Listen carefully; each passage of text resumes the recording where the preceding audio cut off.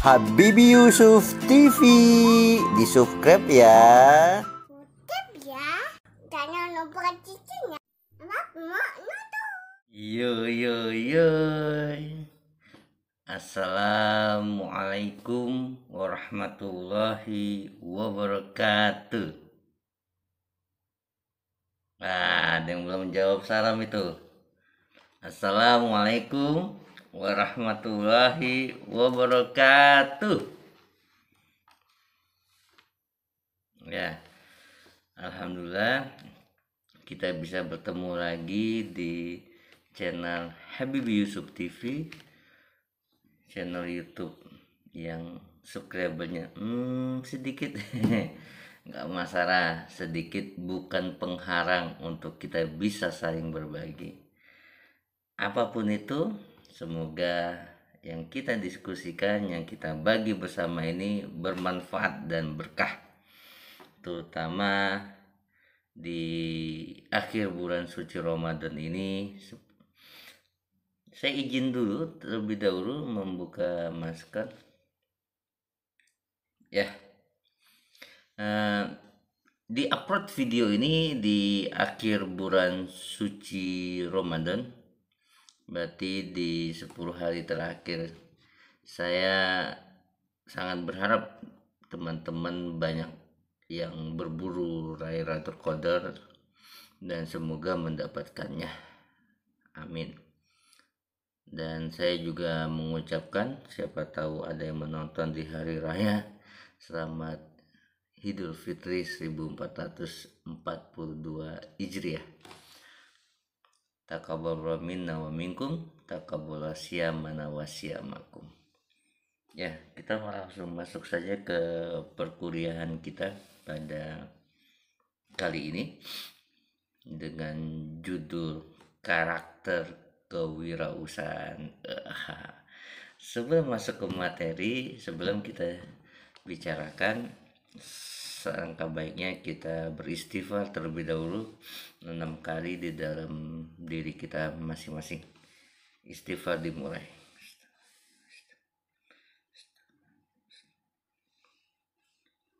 Ya, mari kita lengkapi dengan membaca Al-Fatihah.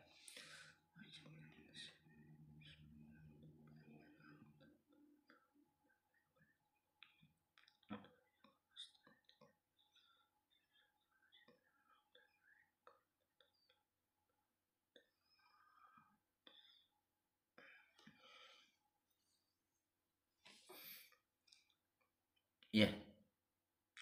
Assalamualaikum warahmatullahi wabarakatuh. Kali ini kita akan membicarakan tentang karakter dari kewirausahaan.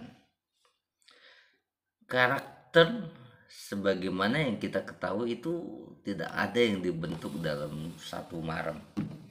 Jadi sifat manusia, bahkan ada yang mengatakan karakter itu akan muncul begitu saja kepada seseorang. Prof. Ahmad Tafsir mengatakan begitu saja. Muncul begitu saja pada seseorang, maksudnya bukan sikapnya begitu saja dia muncul seperti itu, tetapi ketika ada kejadian dia langsung menolong, refleks gitu maksudnya. Jadi tidak berpikir saya nolongin gak ya, karakter nggak gitu. Karakter tuh langsung refleksnya tinggi tanpa harus berpikir saya tolongin gak ya, kalau saya tolongin dapat apa, itu nggak karakter. Bagaimana refleks itu bisa terjadi? Nggak mungkin langsung gitu, pasti ada kebiasaan. Nah, dari orang yang menjadi pengusaha kewirausahaan itu kan dia melakukan berbagai macam kegiatan kewirausahaan dan ternyata berdampak terhadap karakter dia. Karena kewirausahaan itu melalui berbagai macam proses gitu ya. Jadi terbentuklah, dan karakter apa yang masuk itu karakter yang sangat-sangat positif. Nah, menurut David misalnya, karakteristik yang dimiliki oleh seorang wirausaha memenuhi syarat-syarat keunggulan untuk bisa bersaing dengan orang-orang yang job yang pencari kerja, orang-orang yang kerja karyawan gitu ya.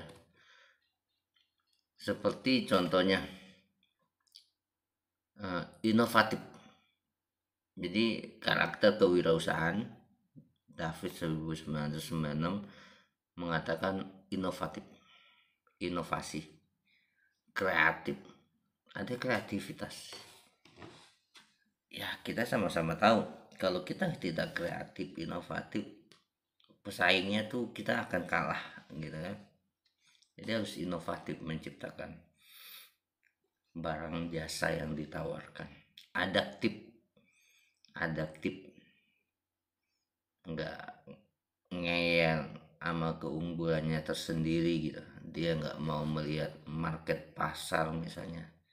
Walaupun ya ini berbeda ya, setiap perusahaan bisnis tuh punya konsepnya tersendiri gitu. Ada dia tetap ciri khas, tidak mengikuti zaman, tapi dia tetap diburu. Tapi setidaknya ini penelitian dari David, adaptif. Setidaknya kalau memang pasar nggak membutuhkan banget dan dia tetap di hal tersebut, kewirausahaan ya akan sulit juga. Dinamik, kemampuan berintegrasi, kemampuan mengambil resiko atas keputusan yang dibuat, integritas, ada integritasnya di situ. Daya juang, kode etik, itu salah satu keunggulan orang-orang di dalam kewirausahaan. Karakter itu akan terbentuk.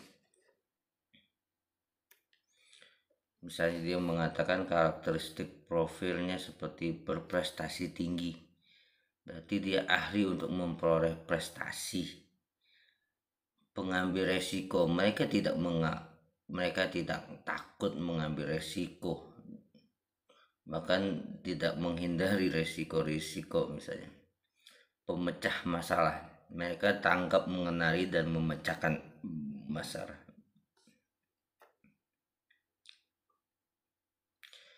Dan bisa memisahkan ikatan emosi, memisahkan antara hubungan emosional dan karir.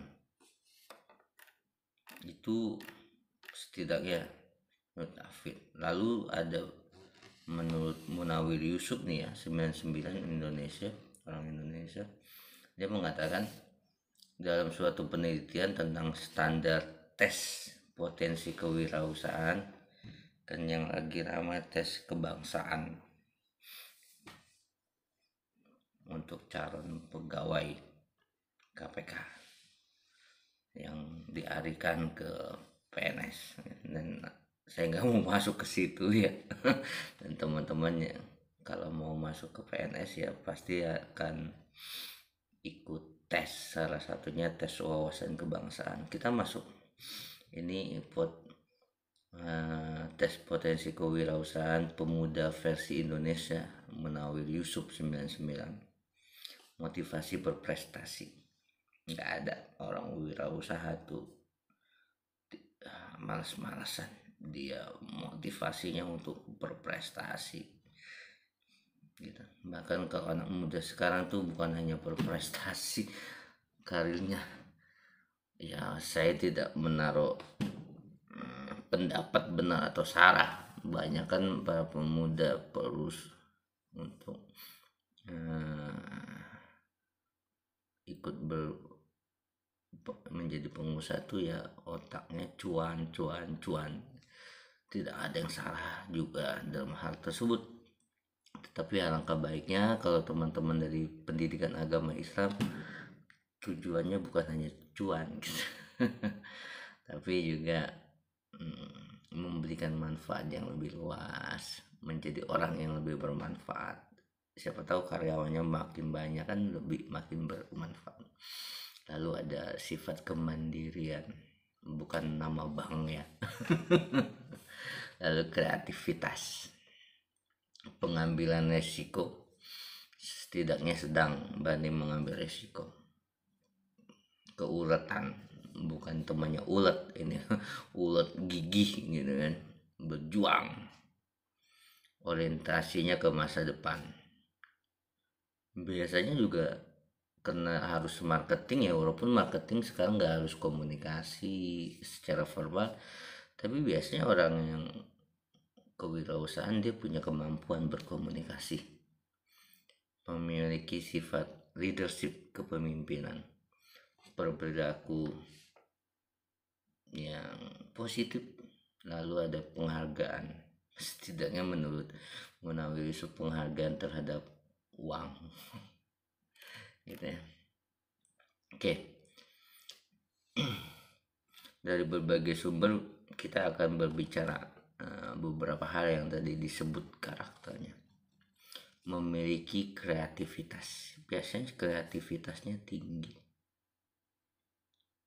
harus berkreatif ya. Zaman sekarang misalnya air sanitizer, mereknya terkenal yang dibuat saniter misalnya, tapi masyarakat warga rumahan ini tidak endorse ya. Waktu pertama kali muncul corona kan ada beberapa sanitizer yang dibuat rumahan, yang dibuat dari olahan campuran Dettol atau sebagainya. Itu kan penuh kreativitas, dan itu akan memacu kreativitas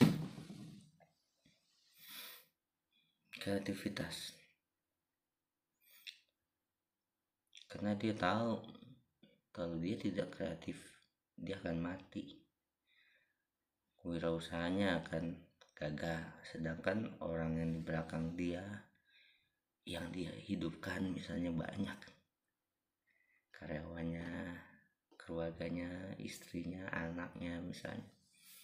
Jadi otak ini dipacu untuk terus berkreativitas.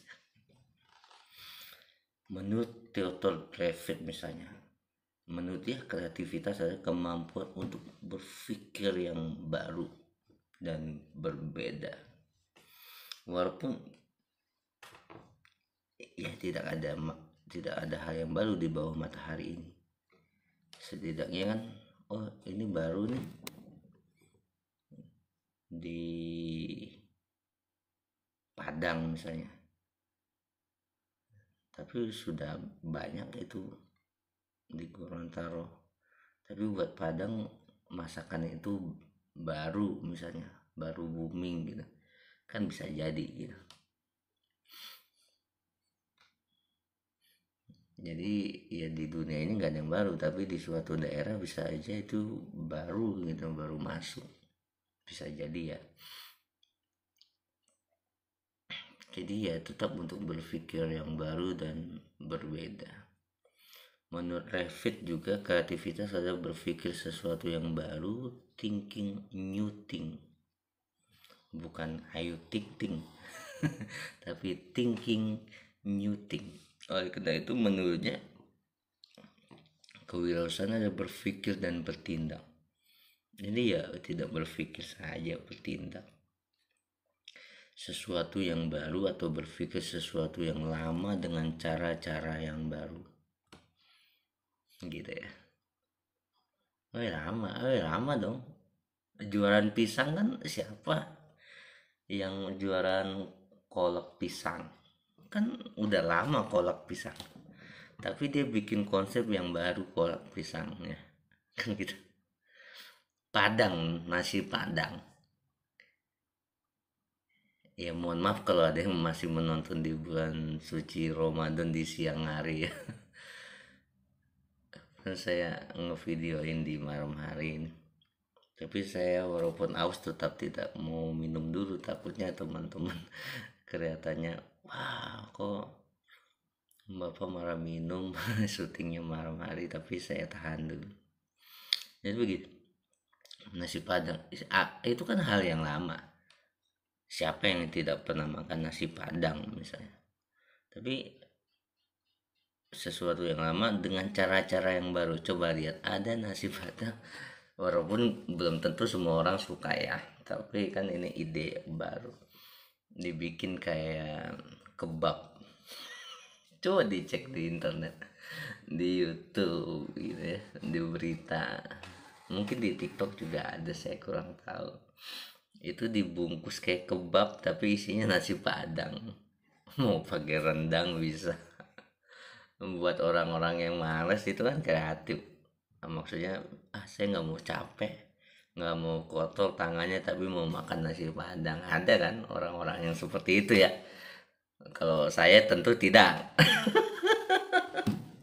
Atau anda mungkin juga tidak, lebih baik pakai tangan makan nasi, tangan kena kena bumbu minyak gitu ya. Tapi kan ada orang yang tanda kutip nggak mau kotor tangannya gitu. Dan pasti ada juga awalnya mencoba terus ternyata ketagihan aja, berhenti mencoba tidak ketagihan gitu. Es kepal Milo misalnya, orang kan penasaran di awal, Milo dibikin kreatif tapi ternyata nggak lanjut, pada mati es kepal Milo. Tapi kan berarti ada ide kreatif, tapi untuk terus bernapas panjang sebuah tuh kewirausahaan kan ada variabel lain gitu ya selain kreatif. Kita lanjut lah. Menurut Jimel dalam Suryana 2003 nomor 24 halaman 24 mengungkapkan bahwa ide-ide kreativitas sering muncul ketika wirausaha melihat sesuatu yang lama dan berpikir sesuatu yang baru dan berbeda. Jadi yang lama dipikir dibikin yang baru gitu. Ya kadang kreativitas bisa muncul dari kapanpun dimanapun ya, kata orang seperti itu. Ada musisi katanya, mohon maaf, lagi muncul kreativitas, saya nggak tahu, nggak pernah mencoba gitu ya. Ada juga orang yang lagi berpikir panjang, melihat sesuatu, melihat apel jatuh, muncul gak teori gravitasi, atau melihat sesuatu yang tentram sambil mendengar musik, membaca, enggak ya, membaca Quran. Setelah membaca akhirnya muncul ide dan kreativitas, bisa jadi diskusi macam-macam gitu. Oleh karena itu kreativitas adalah menciptakan sesuatu yang dari asalnya tidak ada, generating something from nothing. Sedangkan inovasi adalah kemampuan untuk menerapkan kreativitas tersebut, menurut dia ya, dalam rangka memecahkan persoalan-persoalan dan peluang untuk meningkatkan dan memperkaya kehidupan. Begitu menurut Gmail. Dari definisi di atas, kreativitas mengandung pengertian pertama. Kreativitas adalah menciptakan sesuatu yang asalnya tidak ada. Walaupun ini bisa kompatibel ya, bisa diperdebatkan. Hasil kerjasama masa kini untuk memperbaiki masa lalu dengan cara baru. Nah, dua, menggantikan sesuatu dengan sesuatu yang lebih sederhana dan lebih baik, lebih simpel tapi lebih baik. Rahasia kewirausahaan dalam menciptakan nilai tambah barang dan jasa terletak pada penerapan kreativitas. Bisa jadi barangnya sama tapi karena kreatif jadi lebih mahal kan gitu. Oke, kita masuk salah satu karakter lagi, adalah komitmen dalam pekerjaan. Biasanya kewirausahaan, orang yang mencoba mengasah bisnisnya akan komitmen dalam bekerja. Coba lah, memiliki etos kerja dan tanggung jawab. Karena kalau tidak ada komitmen, tidak ada etos kerja, udah bisa selesai ke bisnisnya. Seorang wirausaha harus memiliki jiwa komitmen dalam usahanya dan tekad yang bulat di dalam mencurahkan semua perhatian pada usaha yang digelutinya. Gak bisa tuh setengah-setengah. Sibuk mempercayakan orang lain. Wah, kadang sulit. Bukan berarti saya mengatakan Anda tidak bisa percaya sama orang lain, bisa saja. Tapi Anda, ini menurut beberapa orang pengalaman yang bilang nggak bisa kita percaya kepada orang 100% full gitu. Makanya sering orang kena tipu tuh sama orang-orang yang dia kepercayaan. Ya Anda harus turun juga ke bisnis Anda, jangan tidak ditengok sama sekali, begitu ya. Wah, saya sudah memberikan banyak dana, banyak uang. Ya, Anda tetap harus turun ke bawah, harus melihat, begitu ya. Di dalam menjalankan usaha tersebut, seorang wirausaha yang sukses tentu harus memiliki tekad yang menyala-nyala, menggebu-gebu, semangat tinggi, begitu ya. Max Weber misalnya menyatakan intisari etos kerja orang Jerman, misalnya dia bilang, Max Weber keturunan Jerman, rasional, disiplin, kerja keras, berorientasi kesuksesan materi, hemat, bersahaja, tidak mengumbar kesenangan, menabung dan investasi.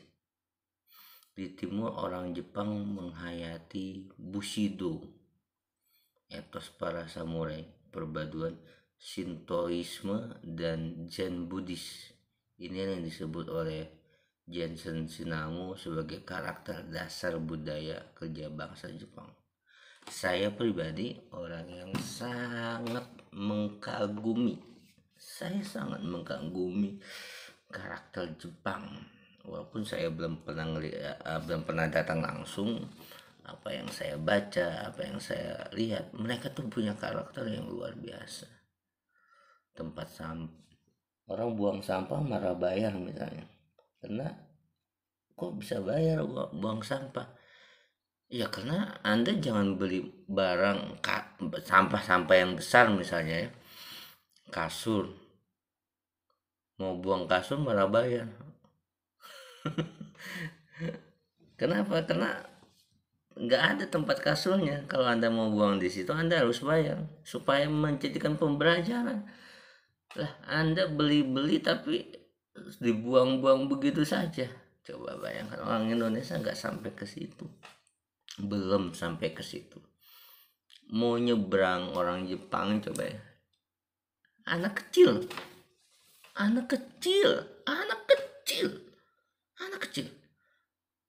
mungkin masih 6 tahun 8 tahun,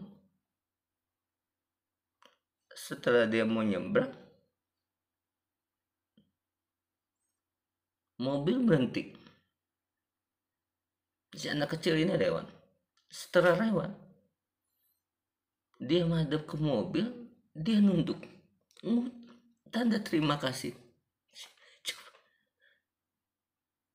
Saya sampai sedih. Bisa gak kita begitu? Belum. Ya walaupun ada, kita positif lah, Indonesia ada yang seperti itu, tapi belum menjadi budaya gitu ya. Ada 7 prinsip Bushido tadi ya.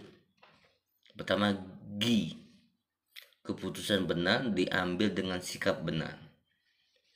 Kalau sikap nggak benar, susah mengambil keputusan yang benar. Jadi gi, keputusan benar diambil dengan sikap benar berdasarkan kebenaran. Jika harus mati demi keputusan itu, matilah dengan gagah dan terhormat. Sampai seperti itu. Jadi benar-benar bertanggung jawab dengan keputusannya. Makanya tidak heran kalau banyak orang Jepang kalau bikin kekecewaan, dia mundur dari jabatannya. Mohon maaf, ada iklan tadi. Mundur dari jabatannya. Kalau tadi terdengar ya audionya. Kita susah. Pejabat Indonesia susah. DPR susah, gimana mau mundur? Dia kampanye untuk mendapatkan kursi DPR aja berbulan-bulan, bertahun-tahun, mengeluarkan dana yang banyak, sulit. Jika satu kesalahan mengecewakan rakyat, dia mundur. Di Jepang mundur seperti itu. Yu berani, Gyujin Re Mokoto Meryo Chugo. Yu-nya berani, kesatria, prinsip Bushido Jepang tadi. Berikut Jin, bukan Jin dan Jun, ini Jin bahasa Jepang lah pokoknya gitu ya. Artinya murah hati, mencintai dan bersikap baik terhadap sesama. Re, bukan do re mi, re, bersikap santun. Makanya tadi kan yang saya ceritakan mau nyebrang, satu, bertindak benar. Makoto, terus seterus-terusnya, sesungguh-sungguhnya, tanpa pamrih. Meryo, menjaga kehormatan, martabat dan kemuliaan. Cukup, mengabdi royal. Indonesia juga punya falsafah yang kalau sebenarnya kita jalanin, wah luar biasa Indonesia. Falsafah Pancasila. Ya. Cuman ketika tidak baik itu karena orang-orangnya yang belum menjaga falsafah dengan baik.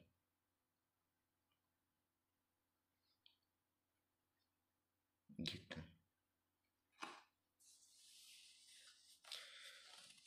Karena ya menurut Sinamu, banyak orang Indonesia yang belum sungguh-sungguh menerapkan prinsip Pancasila dalam kehidupan sehari-hari. Setidaknya mengembangkan ada 8 etos kerja unggulan dalam Pancasila. Ini menurut Sinamu 1999. Pertama, kitab kerja itu suci. Kerja adalah panggilanku, aku sanggup bekerja benar. Jadi kalau orang merasa bekerja itu suci, bekerja itu ya kayak kita lah, mohon maaf, di agama kita, di agama Islam, kalau beribadah kan, kalau bekerja kan bagian dari beribadah. Jadi bekerja ya Anda beribadah, niatnya beribadah, tujuan Anda beribadah gitu. Itu bagian juga dari nilai Pancasila. Makanya kerja itu suci, kerja adalah panggilan jiwa, kerja adalah panggilan. Kerja itu sehat, kerja adalah aktualisasi. Kerja itu sehat dan kerja itu adalah aktualisasi. Aku sanggup bekerja keras. Ini ya nilai-nilai Pancasila menurut Jensen H. Sinamu. Lalu kerja itu rahmat, kerja adalah terima kasihku, aku sanggup bekerja. Iya, orang bekerja itu karena terima kasihnya. Terima kasih diberikan kesehatan sama Allah, maka aku harus bekerja memberikan manfaat untuk orang lain. Kerja itu amanah. Innallah yuwadul amanati ila ahliha. Jadi orang yang memegang teguh amanah, seharusnya orang bekerja adalah orang yang merasakan itu amanah. Kalau dia gagal, berarti dia gagal menjalankan amanahnya. Kalau dia malas-malasan, berarti dia mau menyepelekan amanah yang dia berikan. Bisa nggak diresapi seperti itu? Lalu kerja itu seni. Kerja adalah kesukaanku, harus menjadi passion. Aku sanggup bekerja kreatif, passion. Muncul dalam diri dia, muncul dalam jiwa dia, bahwasannya apa yang dia lakukan adalah kebahagiaan buat dia. Susah kalau Anda bekerja, Anda tidak bahagia dengan pekerjaan itu. Anda bekerja karena terpaksa, sulit. Bisa tapi sulit. Gitu ya. Kerja itu ibadah. Tadi sudah. kerja itu mulia, ya. Kerja itu sebuah kehormatan, kerja adalah kewajiban. Itu setidaknya nilai-nilai Pancasila, 8 nilai Pancasila yang disampaikan oleh Jensen H. Sinamo. 8 etos kerja unggulan. Gitu. Kita lanjut. Orang yang punya bisnis, kerja di bagian kewirausahaan, dia setidaknya punya karakter mandiri, tidak ketergantungan. Bukan berarti kita nggak boleh, misalnya orang mau bisnis nggak punya modal, dia dapat dana modal dari negara pemerintah, berarti dia ketergantungan. Tidak, karena itu bagian dari yang dia dapatkan dan nanti diputar uangnya, karena dia belum punya modal, bukan berarti dia ketergantungan. Jadi sesuai dengan inti dari jiwa kewirausahaan itu sendiri, kemampuan untuk menciptakan sesuatu yang baru dan berbeda melalui berpikir kreatif, bertindak inovatif untuk menciptakan peluang terhadap dalam menghadapi tantangan hidup. Maka seorang wirausaha harus mempunyai kemampuan kreatif dalam mengembangkan ide dan pikirannya, terutama dalam menciptakan peluang usaha di dalam dirinya. Dia dapat mandiri menjalankan usahanya dikerutin tanpa harus bergantung pada orang lain. Begitu kewirausahaan, tidak bergantung pada diri. Kalau Anda jadi karyawan, bergantung nggak sama perusahaannya? Bergantung. Kalau perusahaannya nggak melanjutkan kontrak kerja, ya sudah berhenti, bergantung. Kalau perusahaannya bangkrut, ya sudah selesai, bergantung sama perusahaan. Tapi kalau Anda bekerja bisnis, enggak, Anda yang mengatur waktu Anda misalnya. Kan gitu ya, jadi jelas dong ada kemandirian dan tidak ketergantungan.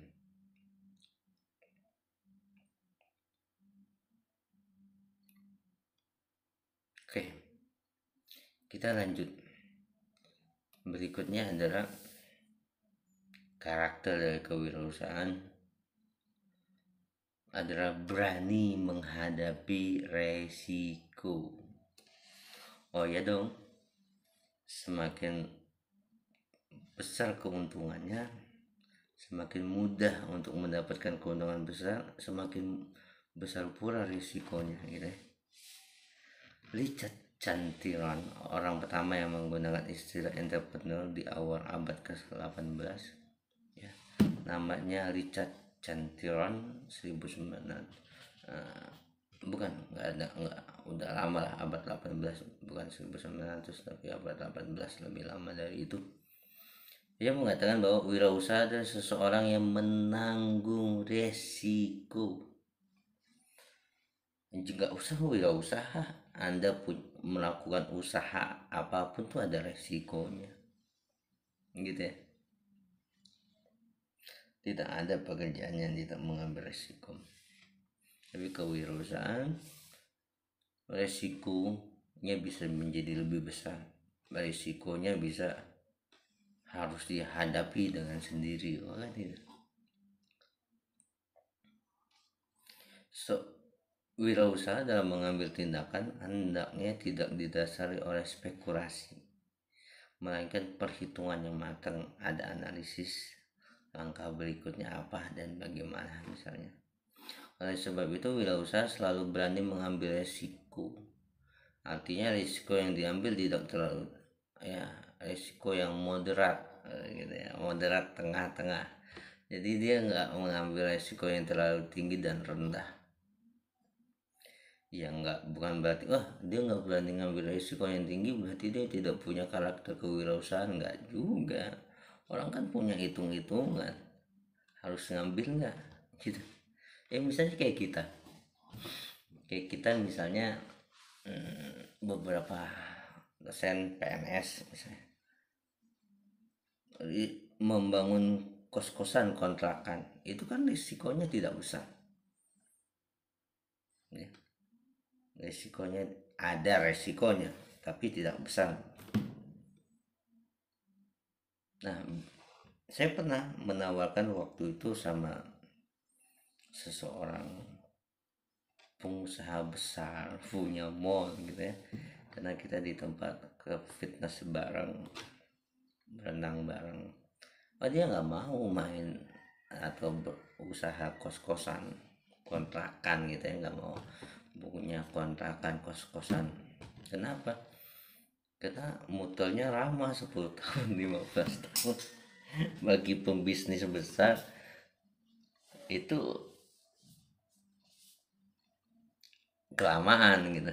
Menurut dia kalau muter uang ya 4 tahun 5 tahun, kalau nggak balik ya rugi dan sebagainya. Sedangkan buat orang-orang pegawai PNS muter uang 15 tahun misalnya, karena ngambil resiko, nggak berani ngambil resiko yang besar dong ya gitu. Bagi seorang pegawai bukan berarti dia nggak atau jelek gitu, bukan, karena memang perhitungannya berbeda gitu. Oh gitu ya. Berani mengambil resiko.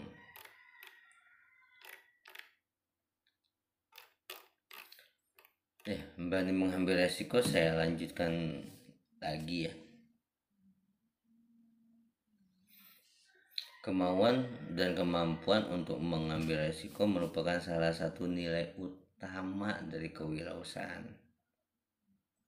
Wirausaha yang tidak mau mengambil risiko akan sukar memulai atau berinisiatif. Menurut Angelita S. Bajaro, seorang wirausaha yang berani menanggung risiko adalah orang yang selalu ingin jadi pemenang dan memenangkan dengan cara yang baik. Wirausaha adalah orang yang lebih menyukai usaha-usaha yang lebih menantang. Ada tantangan, risiko.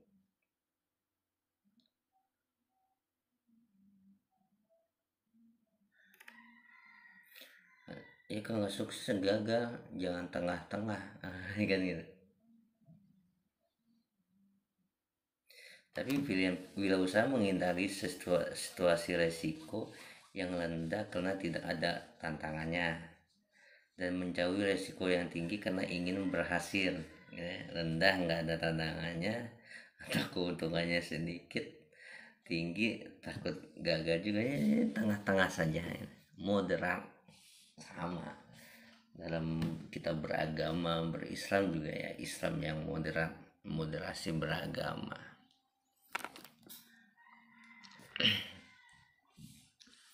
gitu ya. Tapi pilihan terhadap risiko ini sangat tergantung pada pertama daya tarik setiap alternatif, dua kesediaan untuk rugi, tiga ada kemungkinan relatif untuk sukses atau gagal. Oke, kita masuk kepada motif berprestasi tinggi. Para ahli menggunakan bahwa seseorang memiliki minat berwirausaha karena adanya motif tertentu. Motif berprestasi, achievement motif. Menurut Gede Anggar Suhanda dalam Suryana 2003, motif berprestasi ialah suatu nilai sosial yang menekankan pada hasrat untuk mencapai yang terbaik. Guna mencapai kepuasan secara pribadi, faktor dasarnya adalah kebutuhan yang harus dipenuhi. Begitu ya. Seperti yang dikemukakan oleh Maslow itu ya, Abraham Maslow 1934 tentang teori motivasi. Nah, apa nih Abraham Maslow mengatakan tentang teori motivasi? Yang dipengaruhi oleh tingkatan kebutuhan. Jadi dipengaruhi oleh tingkatan kebutuhan sesuai dengan tingkatan pemuasannya, yaitu kebutuhan fisik, kebutuhan keamanan, kebutuhan harga diri dan kebutuhan akan aktualisasi. Limasnya Abraham Maslow.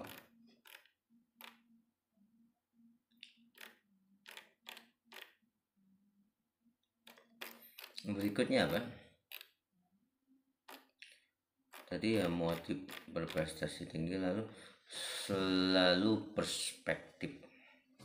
Seorang wirausahaan hendaknya seorang yang mampu menatap masa depan dengan lebih optimis, melihat ke depan dengan berpikir yang berusaha, memanfaatkan peluang dengan penuh perhitungan, walaupun dengan risiko yang mungkin dapat terjadi. Seorang yang berperspektif harus tetap tabah dalam mencari peluang, tantangan demi tambah pembaharuan masa depan.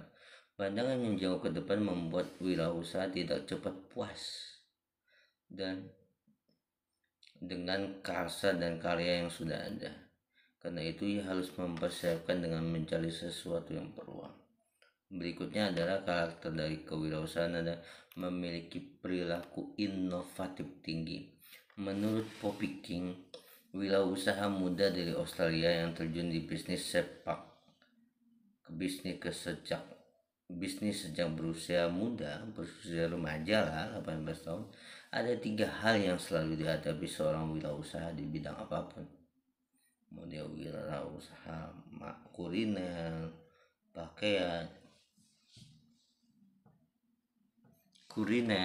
pakaian, harus ada. Pertama pasti ada obstacle. Apa itu? Yaitu hambatan. Nggak ada orang usaha nggak ada hambatan, pasti hambatan. Anda ngeliat orang sukses, sukses sekarang, waktu menjalankannya bertahun-tahun, hambatannya luar biasa, kan gitu. Kedua ada hardship, kesulitan. Ketiga ada very rewarding life, imbalan atau hasil bagi kehidupan yang memuka. Sesungguhnya kewirausahaan dalam batas tertentu adalah untuk semua orang. Mengapa? Cukup banyak alasan untuk mengatakan hal ini. Pertama, setiap orang memiliki cita-cita, impian, atau sekurang-kurangnya harapan untuk meningkatkan kualitas hidupnya sebagai manusia. Hal ini merupakan semacam intuisi yang mendorong manusia normal untuk bekerja dan berusaha. Intuisi ini berkaitan dengan salah satunya potensi kemanusiaan, yaitu daya imajinasi kreatif. Dibutuhkan kreativitas yang tinggi. Jadi pernyataan tersebut mengatakan sebenarnya karena kita ingin berjalan hidup, ingin punya cita-cita yang baik, maka dia tidak ada alasan setiap manusia ini akan melakukan mengejar cita-cita itu, gitu ya. Dan intuisi itu udah ada, berarti intuisi entrepreneur. Tinggal sejauh mana jiwa entrepreneur itu diasah dan dilaksanakan, kan gitu. Berikutnya adalah selalu mencari peluang. Esensi kewirausahaan yaitu tanggapan yang positif terhadap peluang untuk memperoleh keuntungan untuk diri sendiri atau pelayan yang lebih baik bagi pelanggan dan masyarakat, atau untuk umum ya, bukan hanya diri sendiri. Cara yang etis dan produktif untuk mencapai tujuan serta sikap mental untuk merealisasikan tanggapan yang positif tersebut. Pengertian itu juga menampung wirausaha yang pengusaha yang mengejar keuntungan secara etis, serta wirausaha yang bukan pengusaha, termasuk yang mengelola organisasi niraba yang bertujuan untuk memberikan pelayanan yang lebih baik bagi pelanggan dan masyarakat. Selalu mencari peluang, bukan hanya peluang uang ya, tapi peluang bagaimana usaha ini, bisnis ini bisa lebih laku.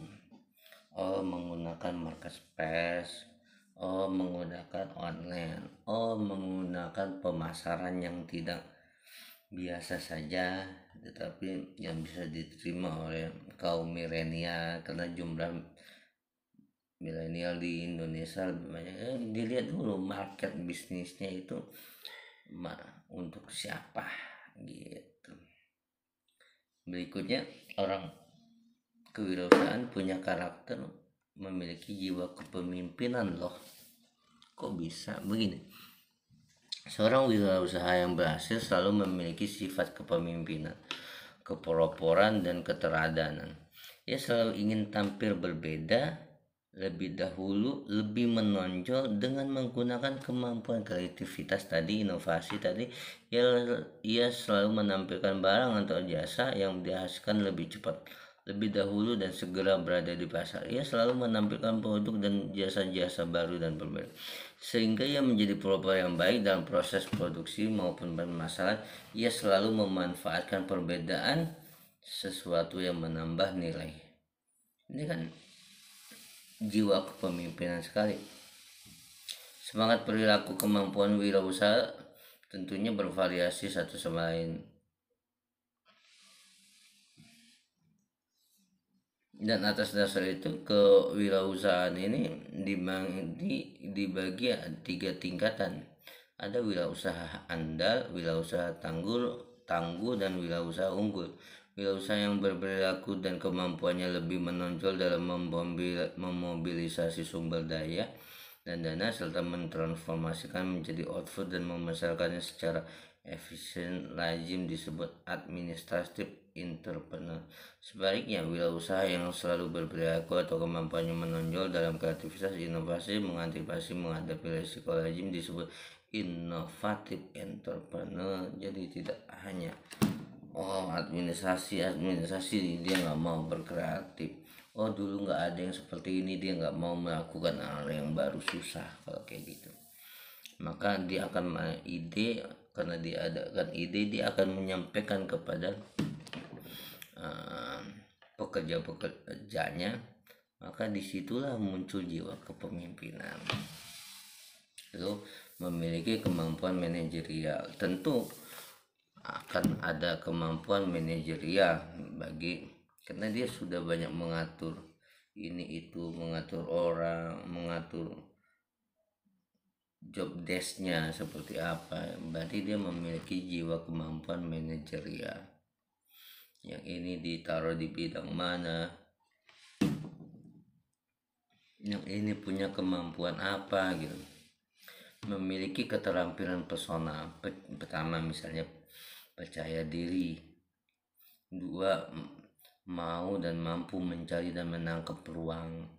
3, mau dan mampu bekerja keras, mau dan mampu berkomunikasi. Jadi memiliki keterampilan komunikasi, ya kan?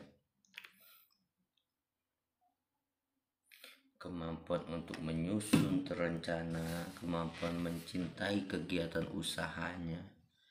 7, mau dan mampu meningkatkan kapasitas diri, di-upgrade kapasitas dirinya gitu. Ikut perhatian misalnya, begitu ya.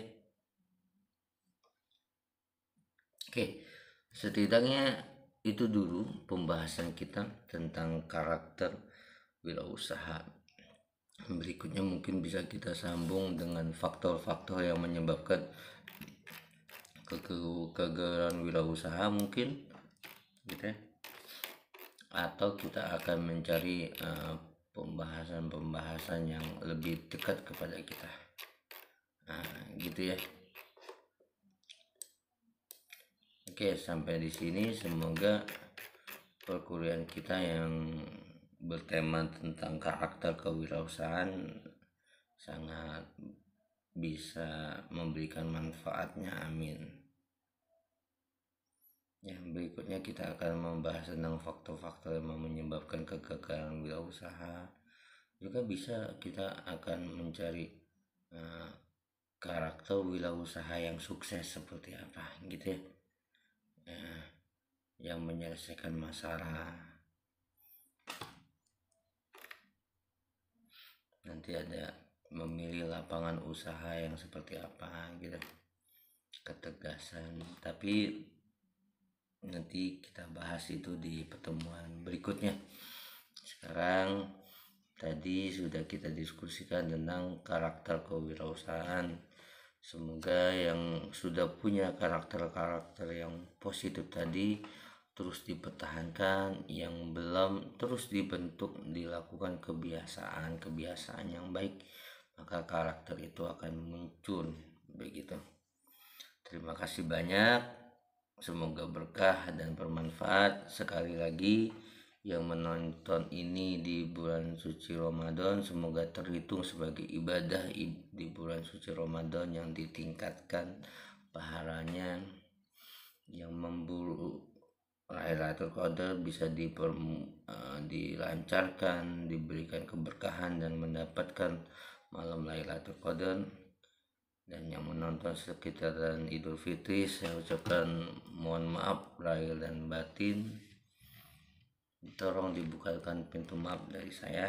Kalau adik-adik mahasiswa, teman-teman mahasiswa nggak perlu minta maaf, karena pada titik itu juga saya sudah memaafkan. Nah, gitu. Oh, Allah selalu memberikan yang terbaik buat kita semua, kesehatan, selalu diberikan keberkahan. Terima kasih. Wallahul muwaffiq ila aqwamit thoriq. Wassalamualaikum warahmatullahi wabarakatuh. Dadah semuanya, sehat selalu ya. Yo yo yo.